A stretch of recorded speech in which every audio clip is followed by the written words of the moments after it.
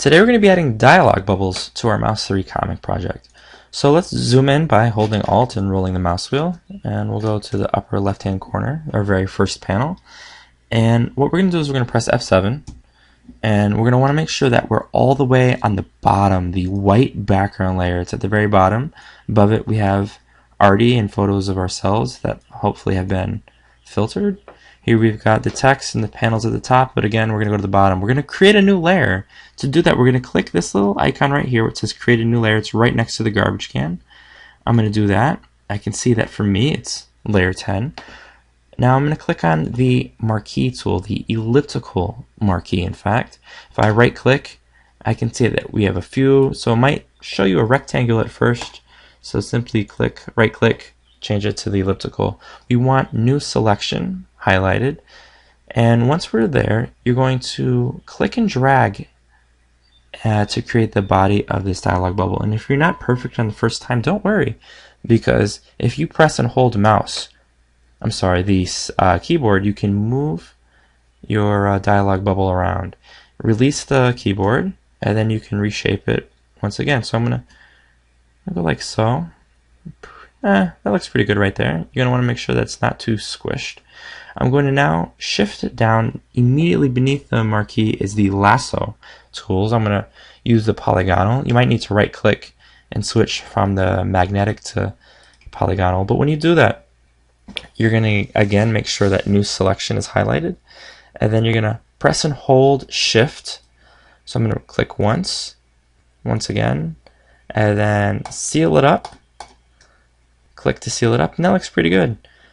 I'm going to now make sure that the foreground color is black, the background color is white, and right click. I'm going to go to stroke, which is at the bottom. Width 2 pixels is good. We're going to want to make sure that the location is not center but inside. Actually, I'm sorry, outside. And let's press OK. So it's 2 pixels outside black. I'm going to press OK. That looks good.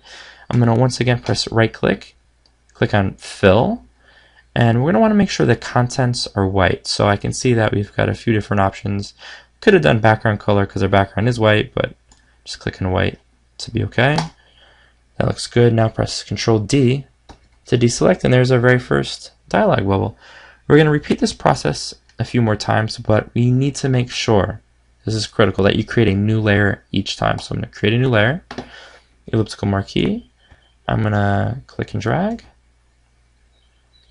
That looks good right there. I'm going to use the polygonal lasso. I'm going to hold shift 1, 2, 3, right click, stroke, press OK, right click, fill, press OK. And I like that, although I do want this dialog bubble to be on top of mine, arty's to be on top of mine. So what I'm going to do is I'm going to click layer 10. I'm going to drag it above layer 11. And there we go. That looks pretty good. So let's do this one more time. I'm going to press F7 to close the layers palette for a second. I'm going to click on the move tool, click on the white. I'm going to open it up again by pressing F7, new layer, marquee tool. I'm going to create, again, hold spacebar to move your dialog bubble around. It's going to take a little bit of experimentation, and that's okay. Alright, so sure. That looks good right there. And you're going to see that it looks like it's overlapping my head, but you're going to notice in a moment it's not, because it's behind this layer. I'm going to switch to the polygonal lasso. I'm going to hold shift, click 1, 2, 3, 4 to seal it up, right click, stroke. That looks good, right click, fill. And that looks great. That's another good dialog bubble. Now what I'm going to do is I'm going to add caption boxes. So let's start right here.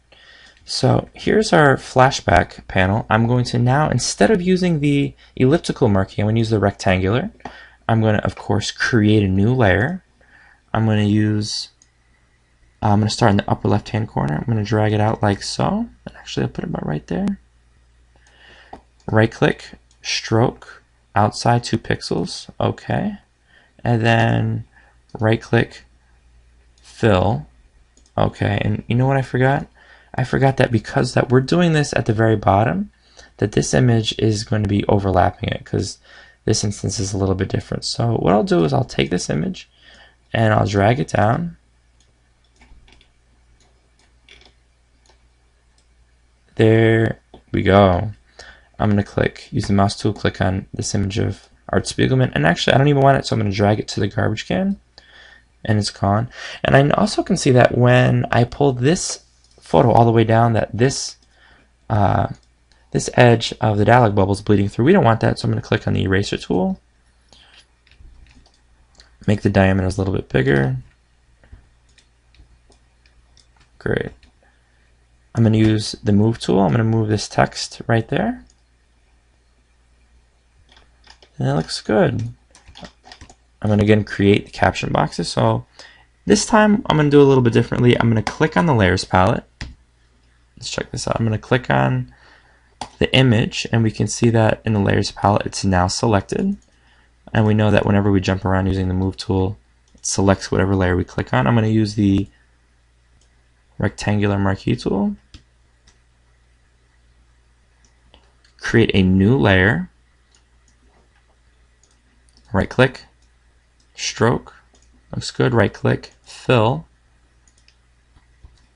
There we go. I'm going to shift this over a little bit, shift over the dialog, and we're just about done. This looks like a pretty spectacular comic.